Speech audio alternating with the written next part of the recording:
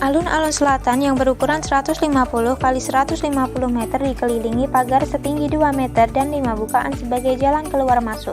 Fungsi utama alun-alun selatan ini dulunya adalah sebagai tempat berlatih para prajurit keraton, serta sebagai tempat pemeriksaan pasukan menjelang upacara grebek. Kini alun-alun selatan menjadi tempat orang berwisata. Pada malam hari, banyak penjajah makanan dan kereta kayu yang disewakan. Terdapat juga kegiatan masangin, yaitu masuk di antara pohon beringin. Pengunjung berusaha berjalan melewati kedua pohon beringin dengan menggunakan penutup mata, maka konon keinginan dan hajatnya akan terkabul. Alun-alun utara membentang seluas 300 x 300 meter persegi. Selain sebagai tempat berlangsungnya acara-acara yang diadakan Kesultanan Yogyakarta, alun-alun utara juga menjadi tempat jika ada masyarakat yang ingin mengadukan persoalan kepada Sultan. Rakyat yang merasa diperlakukan tidak adil akan berpakaian putih, duduk di bawah panas matahari, di tengah alun-alun hingga Sultan melihat dan memanggilnya.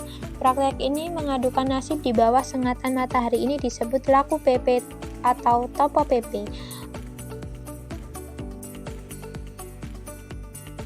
Alun-alun utara atau dalam bahasa Jawa disebut alun-alun lor merupakan salah satu landmark kota Yogyakarta yang berupa sebuah tanah lapang yang berada di depan Keraton Yogyakarta. Di sekitar alun-alun lor terdapat banyak berbagai macam kuliner, salah satunya adalah soto sampah. Kenapa dinamakan soto sampah? Karena kuliner soto yang satu ini tidak menggunakan daging sapi atau ayam seperti biasanya loh, melainkan menggunakan lemak atau gaji sapi dan bisa ditambah aneka lauk yang tersedia lalu dicampur menjadi satu sehingga tampilan pun menjadi acak-acakan.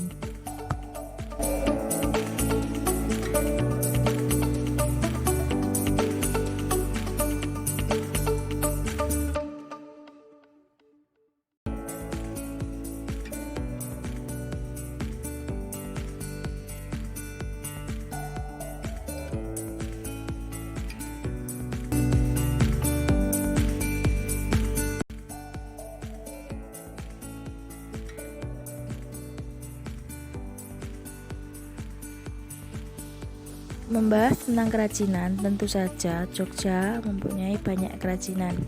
Di sini kami hanya akan mengambil beberapa contoh saja. Seperti saat kita jalan menuju ke alun-alun lor, kita akan melewati tempat yang menjual souvenir kerajinan Jawa Timuran, seperti kuda lumping, gamelan mainan, dan masih banyak hal. Itu cocok untuk oleh-oleh anak-anak. Sedangkan untuk orang dewasa ada beberapa toko-toko yang menjual berbagai pernak-pernik khas Yogyakarta. Contoh toko yang unik adalah Degadu. Informasinya dapat didapat dari media-media sosial.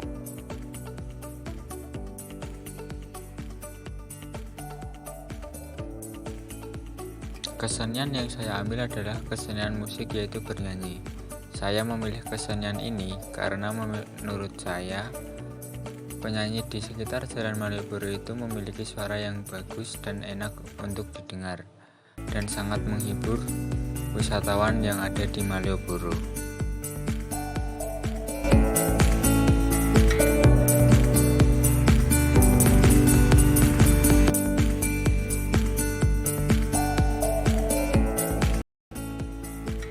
Yogyakarta terkenal dengan keunikannya, salah satunya dengan adanya wahana sewa odong-odong atau mobil kayu yang penuh lampu yang berada di kawasan alun-alun kidul, atau biasa disebut Alkid di Keraton Yogyakarta.